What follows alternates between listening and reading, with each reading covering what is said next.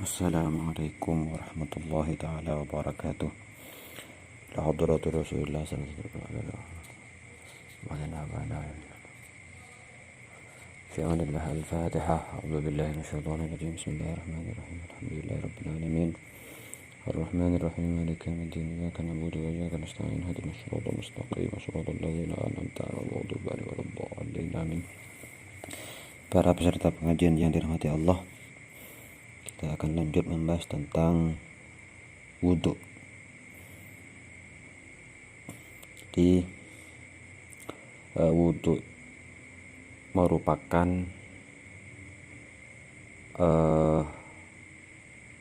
perantara untuk melakukan sebuah kewajiban. Jadi wudhu itu hukum aslinya sunat dan bisa wajib jika memang dibutuhkan, seperti ingin sholat dan sebagainya. Wudhu ini termasuk salah satu ajaran syariat yang murni ta'abbud. Artinya kita melakukan perintah wudhu itu semata-mata ya karena melakukan perintah tanpa bisa diakal. Jadi mengapa Allah memerintahkan membasuh anggota wudhu cuman hanya tertentu di 4 anggota itu, yaitu wajah, kemudian kedua tangan, sebagian kepala atau rambut, dan kemudian kaki. Kenapa kok 4 itu yang cuman wajib dibasuh sementara yang lain tidak? Lah ini akal tidak bisa mengana-angan, akal tidak bisa berpikir. Jadi ketika para fuqaha, para mujtahid itu tidak sanggup menggali sebab disyariatkannya sebuah ajaran, maka mereka akan mengatakan ini ta'abbud. Jadi semata-mata mengerjakan perintah. Tapi ketika bisa digali pakai akal, artinya bisa diangan-angan sebabnya atau ilatnya, maka mereka akan mengatakan ini ta'akul, hukum yang ta'akuli bukan ta'abbud, seperti itu. Tapi ada faidahnya ya. Kalau ilatnya tidak ada, kalau sebab kenapa kok wudhu harus 4 anggota ini tidak lebih, ini tidak ada kalau ilatnya. Kalau faedahnya ada. Ini banyak faedah mengapa Allah mewajibkan cuma 4 ini. Ada yang mengatakan karena anggota 4 ini yang lebih dominan melakukan dosa, sehingga Allah mewajibkan 4 ini yang wajib dibasuh sementara yang lain tidak. Ada yang mengatakan lain, dan juga ada yang mengatakan ini berhubungan atau berkaitan dengan sejarah umat manusia atau sejarah bapak manusia tempo dulu, yaitu Nabi Adam. Jadi ketika Nabi Adam itu diciptakan oleh Allah dan bertempat di surga, Allah menetapkan larangan memakan buah larangan ya, buah yang dilarang, pohon yang dilarang, bukan buah khuldi, bukan. Buah khuldi itu kan bahasa setan itu. Jadi setan mengatakan syajaratul khuldi. Tetapi kalau Allah mengatakan syajaratun nahyi, artinya pohon yang dilarang. Tapi setan mengatakan ini termasuk rayuan setan, syajaratul khuldi, pohon yang bisa membuat kekal di surga. Jadi ketika dimakan, maka Nabi Adam ini akan kekal bersama keturunannya. Itu syajaratul khuldi atau pohon khuldi, itu bahasa setan. Jadi kalau bahasa Qur'annya ya pohon larangan, pohon yang dilarang dikonsumsi. Nah, ketika Nabi Adam oleh Allah diperintah untuk tidak mendekati wala taqrabah hadhihi syajarah, ini kan pada akhirnya Nabi Adam tergoda dengan rayuan maut setan, itu iblis. Jadi kaitannya dengan wudhu. Jadi ketika Nabi Adam itu bahasanya melanggar aturan Allah, itu kan Nabi Adam melihat syajaratil nahyi, pohon yang dilarang itu, menggunakan wajah. Jadi pertama kali Nabi Adam memandangnya menggunakan wajah. Kemudian yang kedua, setelah memandang ada keinginan, sehingga Nabi Adam memetik buah pohon larangan itu dengan menggunakan tangan. Nah, ketika Nabi Adam sudah terjebak dalam rayuan setan dan setan berhasil menggoda sehingga Nabi Adam mengkonsumsi buah larangan itu, Nabi Adam memegang kepalanya. Artinya penuh penyesalan kan, kalau orang itu menyesal kan biasanya menyentuh kepala ya. Jadi yang pertama wajah melihat, kemudian pakai tangan mengambil, kemudian memegang kepala karena penyesal. Yang keempat, Nabi Adam itu berjalan ke buah larangan itu menggunakan kaki. Nah, ini urutannya. Dari wajah pertama, kemudian tangan, kemudian kepala, artinya sebagian kepala atau sebagian rambut, yang terakhir adalah kaki. Ini faidahnya ya, faidah, bukan illat, seperti itu. Ini cuma sejarah ya. Kita lanjut ya. Wudhu itu adalah ismun lil fi'li, sebuah pekerjaan. Wudhu itu memiliki beberapa fardu, beberapa syarat, dan beberapa sunat. Di antara syarat-syaratnya, dan juga memiliki beberapa hal-hal yang dimakruhkan. Di antara syaratnya wudhu ya harus suci dari haid dan nifas, harus Islam, dan menggunakan air suci mensucikan dan sebagainya. Untuk kemudian kita akan lanjut membahas furudul wudhu, hal-hal yang menjadi fardunya wudhu, kewajiban wudhu, sehingga kalau salah satu tidak terpenuhi maka wudhunya tidak sah, tidak jadi wudhunya ya. Jadi fardunya wudhu itu ada 6. Yang pertama, an-niyat, harus niat. Niat itu menurut perspektif syariat atau hukum syariat wudhu, niat itu adalah fi'lus syai' muqtarinan bi fi'lihi, bermaksud kepada sesuatu yang bersamaan dengan mengerjakannya. Jadi niat itu harus bersamaan dengan pekerjaannya. Jadi ketika ingin berkehendak atau bermaksud pada sesuatu harus bersamaan dengan melakukannya. Itu niat. Kalau tidak bersamaan, contoh bermaksud dulu tapi pekerjaannya belakangan, itu namanya azm. Lain. Jadi fardunya wudhu itu harus niat, bukan azm. Kalau azm begini, saya besok ingin beli rokok. Nah, ini namanya azm, bukan niat. Karena apa? Pekerjaannya terakhir. Niat bermaksud dulu baru niat. Ini namanya azm. Tapi kalau niat ya berbarengan, bermaksud disertai dengan pekerjaannya, itu niat. Nah, jadi fardu wudhu itu harus niat, bukan azm. Kalau azm maka tidak sah. Kemudian jadi niat wudhu itu bersamaan dengan membasuh bagian pertama dari wajah. Anggota ya wajah ketika terkena air itu niatnya harus berbarengan. Tapi sunat membasuh wajah itu dari atas.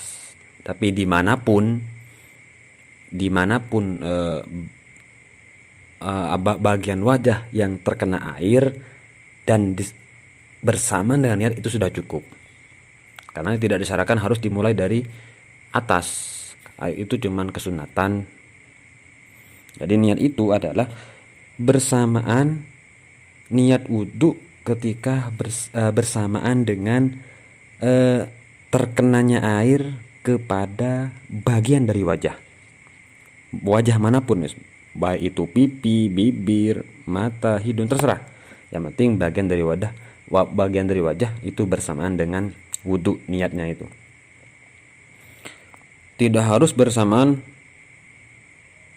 tidak sah kalau niat berwudhu itu sebelum bagian wajah tersentuh air. Contoh, sebelum membasuh wajah kan kita sunat berkumur atau sunat istinsyak, menghirup air ke dalam hidung, atau cuci tangan. Jadi ketika wudhunya itu dibarengi dengan sebelum wajah, maka tidak sah, tidak cukup. Jadi niatnya itu harus bersamaan dengan membasuh bagian dari wajah, entah wajah yang mana terserah. Dan juga tidak boleh wudhunya itu bersamaan dengan membasuh setelah wajah. Contoh membasuh setelah wajah kan tangan. Jadi tidak sah kalau niat wudhunya itu setelah wajah. Jadi harus niatnya bersamaan dengan membasuh bagian dari wajah. Seperti itu. Kemudian niatnya itu ya seperti biasa ya. Niat menghilangkan hadas kecil atau hadasnya sendiri, hadas yang dialami itu tidak masalah. Jadi niat fardan min afrodihi, jadi meniati satu hadasnya sudah cukup. Contoh, dia menghilangkan hadas kencing, gak apa-apa niat seperti itu, gak apa-apa. Yang penting cocok, yang penting pas. Kalau tidak pas maka tidak sah. Contoh, dia kencing, berarti kan dia hadas kecil kan, hadas kecil karena buang air kecil. Kemudian setelah dia niat menghilangkan hadas tidur, padahal dia tidak tidur. Ini keliru, tidak sah. Ya, jadi ya tapi ya tidak usah neko-neko ya, kita wudhu seperti biasanya sudah. Nawaitul wudu'ah liraf'il hadasil asghar, niat menghilangkan hadas kecil. Jadi yang penting niatnya itu sudah cocok, niatnya sudah mencukupi, maka sudah sah. Seperti niat tadi, niat yang ditentukan, niat karena menghilangkan hadasnya tidur tidak masalah, atau hadasnya kencing tidak masalah, atau niat fardunya wudhu atau niat wudhu saja tidak masalah. Yang penting niatnya mu'tabaroh atau dianggap dan mencukupi. Kemudian niat itu di hati ya. Mahallun niat itu al-qalb, tempatnya itu harus di hati. Tetapi sunat mengucapkan dengan lisan. Karena apa? Untuk membantu hati agar niat. Jadi an-nutqu bin niat, mengucapkan lafaz-lafaz niat itu sunat. Baik menggunakan bahasa Arab kalau bisa, kalau nggak bisa ya pakai bahasa Indonesia atau bahasa selainnya gak apa-apa. Sunat begitu. Contoh kalau di bahasa Indonesia, saya niat wudhu untuk menghilangkan hadas kecil, seperti itu.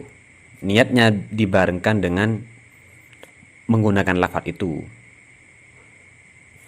Kalau cuman tanpa niat di hati ya, kalau cuman melafazkan niat gak cukup, karena bukan niat. Jadi niat itu harus di hati. Tetapi sunat diucapkan, tujuannya biar lisan ini membantu hati untuk niat. Karena apa? Karena orang kalau membaca sudah pasti kebanyakan niat, makanya dibutuhkan khusyuk. Jadi membaca niat nawaitul wudu'ah atau saya niat wudhu, itu di hati sudah ada kerentek, sudah ada tujuan untuk berwudhu, itu sudah niat. Atau kalau memang sulit membarengkan niat dengan mengucapkan lafaz niat itu, ya dibaca terlebih dahulu nawaitul wudu'ah, baru nanti membasuh muka plus niat di hatinya. Kalau memang sulit, yang penting niatnya itu di hati. Selain di hati maka tidak sah. Kemudian ketika niatnya sudah sah tapi dia ada tujuan lain, dari wudhu itu ada tujuan lain, seperti tujuannya biar bersih atau biar adem, biar tidak panas, biar dingin, maka sah. Yang penting sudah ada niat wudhu. Kalau bicara sah, tapi kalau bicara pahala maka ditafsil dulu, ditinjau dulu. Kalau niat berwudhu, kan tadi kan niat berwudhu plus niat biar suci, biar bersih mukanya atau biar tidak kepanasan. Niatnya ganda, niat masalah akhirat, yaitu niat wudhu ini masalah akhirat. Kemudian niat tanadzuf, niat membersihkan wajah atau diri. Kemudian niat biar tidak panas, itu niat masalah duniawi. Maka ini urusan pahalanya, kalau sah, urusan pahalanya maka lihat dulu. Kalau al-ba'ith, motif atau yang melatar belakangi itu lebih kuat, maka kalau masalah niat wudhunya yang lebih dominan, maka dia dapat pahala, tapi pahalanya sekedarnya. Contoh umpama ya, niat di hati itu, niat wudhu itu 60%. Sementara niat tanadzuf, bersih itu, atau niat biar tidak panas, ini 40, berarti pahalanya cuma 20%. Kalau lebih dominan dunianya, maka tidak dapat pahala sama sekali. Contoh, niat wudhunya cuma 10% atau 30%, niat biar gak panas 70%, lebih dominan, maka ini tidak ada pahalanya, tapi sah. Kenapa? Sudah ada niat wudhunya. Kalau sama 50-50, maka ini juga gugur semuanya, artinya tidak ada pahala. Seperti itu. Kenapa? Karena niat selain itu gak penting. Karena meskipun tidak niati pasti terikut dengan sendirinya. Seperti ya, kalau wudhu ya pasti adem, pasti dingin. Kalau wudhu ya pasti bersih. Jadi tidak perlu diniati wudhu plus begitu, tidak usah. Seperti itu ya. Jadi ini yang pertama dulu ya. Waktunya sudah habis ini. Untuk besok kita akan bahas tentang fardu yang nomor 2. Mungkin hanya ini, mudah-mudahan bermanfaat ya. Assalamualaikum warahmatullahi wabarakatuh.